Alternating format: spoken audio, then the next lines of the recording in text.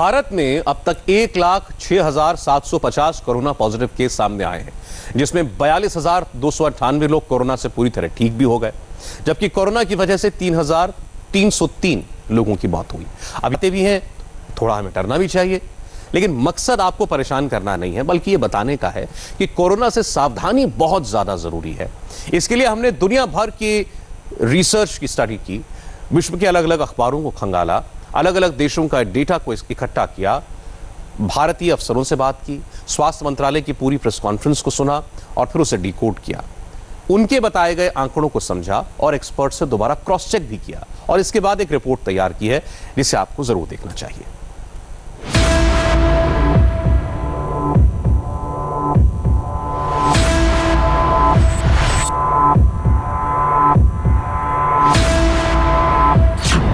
Britain के एक अखबार की हेडलाइन ने कोरोना की डेडलाइन डिक्लेयर कर दी है।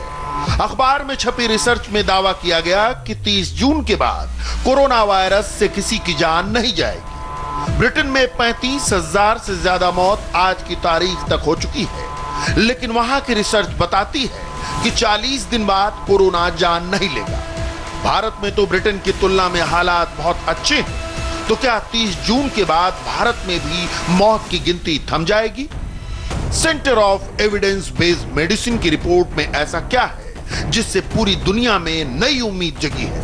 इसके लिए सबसे पहले हमको ब्रिटेन की कोरोना रिपोर्ट देखनी होगी, क्योंकि यहीं से आपके सवालों का कुछ जवाब मिलेगा।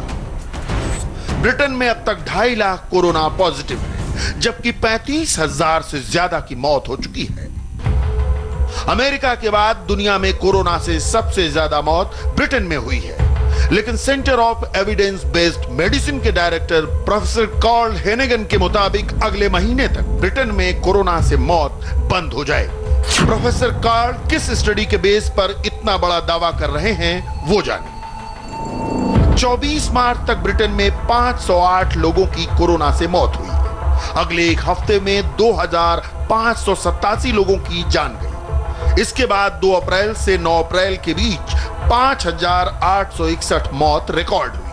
अगले हफ्ते 6,119 और मौत हुई। 18 अप्रैल से 25 अप्रैल तक 5,641 लोगों की मौत हुई। इसके बाद 26 अप्रैल से 3 मई के बीच 4,391। अगले हफ्ते 3,121 मौत रिपोर्ट हुई। अब इस ग्राफ के आधार पर रिसर्च की गई, आंकड़े को समझा गया।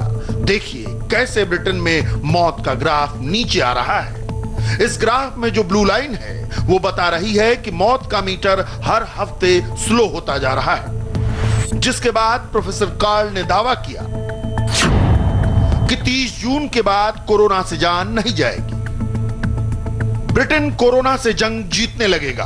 कोरोना कब और कैसे जाएगा, इस पर कैम्ब्रिज यूनिवर्सिटी के वैज्ञानिक क्या दावा करते हैं, वो देखिए। कोरोना से निपटने के लिए 50 दिन का सख्त लॉकडाउन और उसके बाद 30 दिन का स्मार्ट लॉकडाउन। 18 महीने के ऐसे लॉकडाउन से कोरोना केसेस पूरी तरह आना बंद हो जाएंगे। ये तो हो गई ब्रिटेन की बात, लेकिन इस रिपोर्ट का भारत से क्या रिश्ता है? कैसे ये रिसर्च हिंदुस्तान के काम आ सकती है, इस पर ध्यान देने की जरूरत है। भारत में अब तक 1 लाख से ज्यादा कोरोना केसेस की पुष्टि हुई है। 3,303 लोगों की कोरोना से मौत हुई है, जबकि 42,298 पेशेंट पूरी तरह स्वस्थ हो चुके हैं। यानी भारत के हालात ब्रिटेन से बहुत बेहतर हैं। ब्रिटेन और भारत के बीच सबसे बड़ा फर्क लॉकडाउन से आया है। इंडिया में सही वक्त पर सही तरीके से लॉकडाउन लगाया गया, जिसका असर है आज दुनिया में हिंदुस्तान बेहद मजबूती से खड़ा है।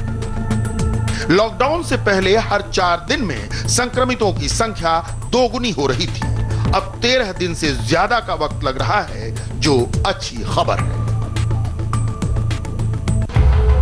ब्रिटेन के प्रोफेसर दावा करते हैं 30 जून के बाद कोरोना जान नहीं लेगा, मगर हम उनसे कहीं बेहतर हालत में हैं। हमारे यहां ब्रिटेन की तुलना में 10 गुना कम मौत हुई है। ऐसे में ब्रिटेन से पहले भारत में सब कुछ ऑल इज वेल हो जाना चाहिए। भारत की मौजूदा स्थिति कैसी है, इसको बेहद आसान जबान में समझिए। अगर 100 कोरोना केस मानकर चले तो इनमें 40 लोग ठीक हो चुके हैं, 53 की हालत कंट्रोल में है, डिस्चार्ज होने के लिए तैयार है, जबकि सिर्फ 7 पेशेंट अभी आईसीयू में हैं। दुनिया का सबसे बुरा काम होता है लाशें गिनना, और सबसे ज्यादा खुशी तब होती है जब कोरोना को हराकर कोई वापस अपने घर लौट आए।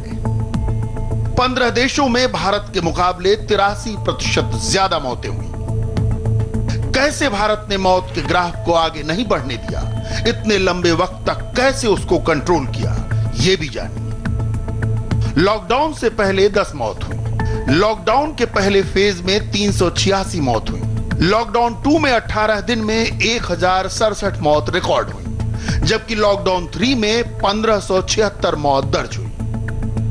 लेकिन ठीक इसी दौरान अमेरिका, ब्रिटेन, इटली, स्पेन मौत के नंबर ट्रिपल हो रहे थे।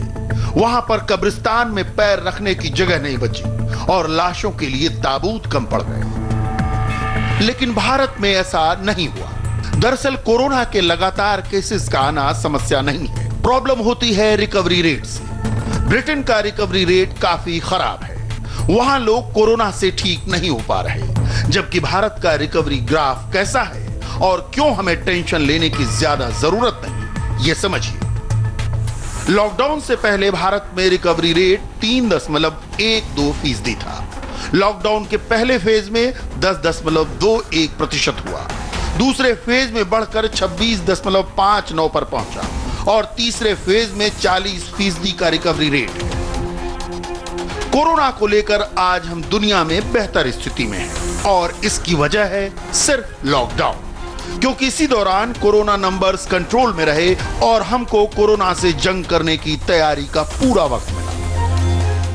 लॉकडाउन से पहले 15,234 कोरोना टेस्टिंग हुई, 571 केस सामने आए, 40 लोग ठीक हुए। लॉकडाउन 1 में 1.86 लाख कोरोना टेस्टिंग हुई, 10,914 कोरोना पॉजिटिव आए, 1,325 लोग ठीक हुए। लॉकडाउन 2 में 8,45,000 लोगों के कोरोना टेस्ट हुए, 31,293 नए मामले आए, 10,398 लोग ठीक हुए।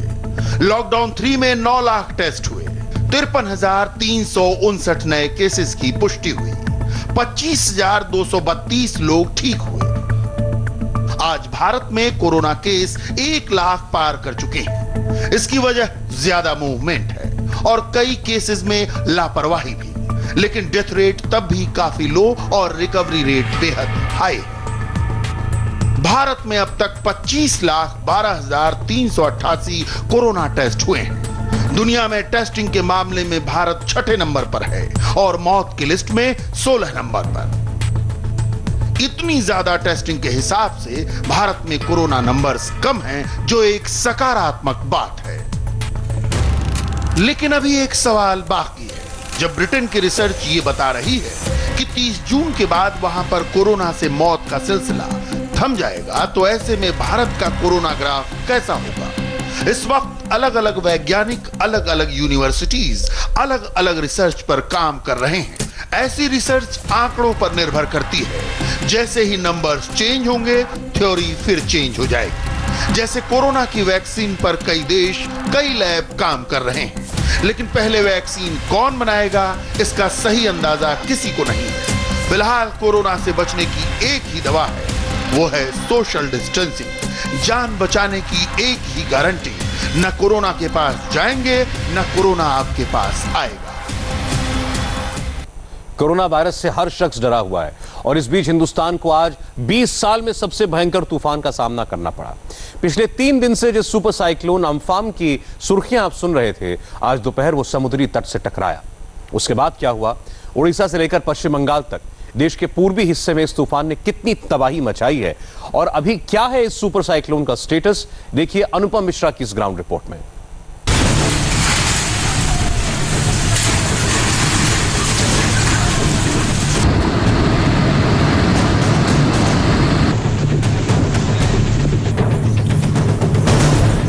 महातूफान की ये तस्वीरें अब से ठीक कुछ देर पहले की हैं।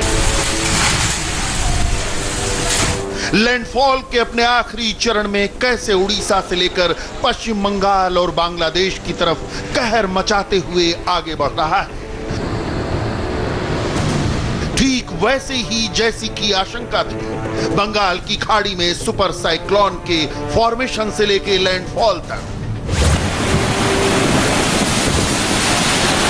अपने विनाशकारी वेग के साथ पूरे समंदर को समेटे तट से कुछ ऐसे टकराया सुपर साइक्लोन अम्फान। ठीक उसी जगह पश्चिम बंगाल के दीघा बीच से बांग्लादेश के हटिया द्वीप के बीच 400 किलोमीटर के इलाके में महातूफान का लैंडफॉल ठीक उसी अनुमानित वक्त पर हुआ जैसी की आशंका जताई थी मौसम विभाग ने।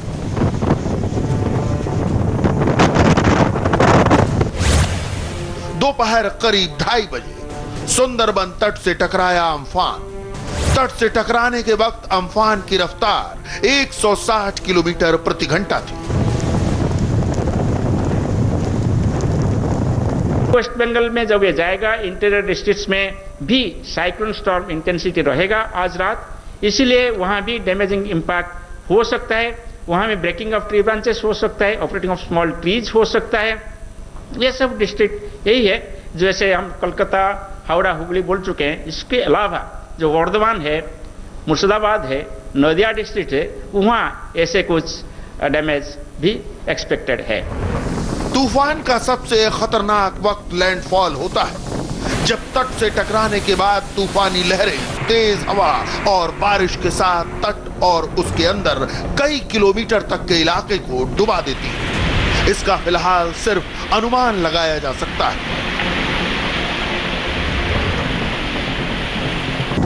क्योंकि लैंडफॉल के बाद अम्फान की गस्टिंग स्पीड यानी हवा की चक्रवाती चाल की रफ्तार 180 किलोमीटर प्रति घंटे तक की हो सकती है। इस दौरान प्रभावित इलाके की तस्वीर कुछ ऐसी हो जाती है। इस वक्त हम लोग उड़ीसा बंगाल बॉर्डर पर हैं। जो स्थिति है वो मैं दिखाता हूं आपको। जितनी तेजी से बारिश हो रही है उतनी तेजी से हवाएं भी चल रही हैं और पूरी की पूरी सड़क इस वक्त पानी से भर चुकी है। पेड़ों के गिरने का सिलसिला शुरू हो चुका है, डालियों के गिरने का सिलसिला शुरू हो चुका है। एक बड़ा पेड़ मेरे सामने गिर चुका है, मैं अभी आपको दिखा रहा हूँ। ये देखिए, एक बड़ा पेड़ अभी अभी धराशायी हुआ है, इसी वक्त धराशायी हुआ है। इसी तरह से पेड़ गिरने शुरू हो गए हैं। ये उड़ीसा और बंगाल बॉर्डर की सीमा पर समुद्र के ठीक किनारे ये स्थिति है। हम आपको दिखाते हैं महातूफान से अब तक की तबाही की तस्वीरें जो लैंडफॉल के बाद आई। महातूफान से तबाही की तस्वीर नंबर 1, समंदर में 3 से 4 मीटर ऊंची लहरें। महातूफान से तबाही की तस्वीर नंबर 2, 140 से 150 किलोमीटर प्रति घंटा की रफ्तार वाली हवा। महातूफान से तबाही की तस्वीर नंबर 3, धराशायी पेड़ पौधे, रास्ते ब्लॉक।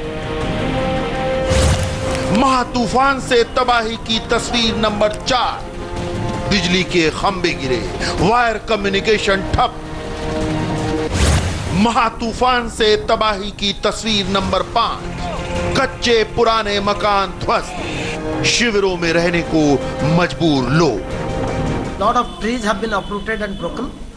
बहुत सारे पेड़ उखड़ गए हैं, बहुत रोड ब्लॉक हैं, बिजली के खंभे। असेसमेंट जारी है, रोड क्लियर किए जा रहे हैं, बाकी का काम हवा की रफ्तार कम होने के बाद। Electricity poles and distribution lines have been affected. इस तूफानी मंजर में तबाही का आकलन नहीं, अंदाजा लगाना भी मुश्किल है, क्योंकि मौसम विभाग के मुताबिक लैंडफॉल के 24 घंटों तक तूफान की स्पीड ऐसे ही जारी रह सकती है। अब तक मिली जानकारी के मुताबिक पश्चिम बंगाल में 5000 घर ढहे, 2 लोगों के मारे जाने की पुष्टि हुई। अभी ये शुरुआती आंकड़े हैं। सुंदरवन में टकराने के बाद तूफानी हवा जिस तरफ जाएगी उसकी रफ्तार 160 किलोमीटर प्रति घंटे की बनी रह सकती है। इस लिहाज से देखें तो उड़ीसा के इलाके से खतरा काफी हद तक टल चुका है, लेकिन पश्चिम बंगाल के इलाके में खतरा उतना ही बढ़ गया है। ये इलाके हैं मिदनापुर, जो तूफान के लैंडफॉल एरिया में आता है। उसके बाद 24 परगना के दोनों हिस्से, हावड़ा, हुबली और कोलकाता, इन तीनों इलाकों में नुकसान का खतरा इसलिए ज्यादा है क्योंकि यहां घनी आबादी और पुराने मकानों की तादाद ज्यादा है। लैंडफॉल का प्रोसेस काफी लंबे समय तक चलेगा, ऐसे में बहुत ज्यादा नुकसान की आशंका लोगों ने प्रकट की है। खासतौर में वैज्ञानिकों ने कहा है कि फसलों को, कम्युनिकेशन केबल्स को, इलेक्ट्रिक केबल्स को, इन सबको खासा नुकसान हो सकता है। वो सेक्टर में ईस्ट से वेस्ट फ्लो हो रहा है, तब वेस्ट से ईस्ट विंड्स होगा। इसीलिए जो भी स्ट्रक्चर अभी डैमेज नहीं होगा, जब रियर सेक्टर ऑफ साइक्लोन आएगा तब फिर डैमेज हो सकता है। इसलिए जो एरिया में दोनों फ्रंट और rear sector wall cloud region जा रहे हैं और आई भी जा रहे हैं, वहाँ सबसे ज़्यादा नुकसान होता है। इसलिए सबसे इम्पोर्टेंट डिवास्टेटिंग एरिया वही तीनों डिस्ट्रिक्ट है। शहरों से लेकर तटीय इलाकों में यह महातूफान कैसी तबाही मचाएगा, इसका अनुमान पहले ही लगा लिया गया था। इस हिसाब से तैयारी भी की गई थी। एनडीआरएफ की 40 से ज्यादा टीमें प्रभावित इलाकों में तैनात हैं। 6 टीमें एयर एम्बुलेंस के साथ रिजर्व की गई हैं। 20 जेमिनी बोट के साथ नौसेना की रेस्क्यू और मेडिकल टीम तैयार है। आपात उड़ानों के लिए विशाखापट्टनम और अरकोणम में 2 समुद्री पोत तैनात हैं।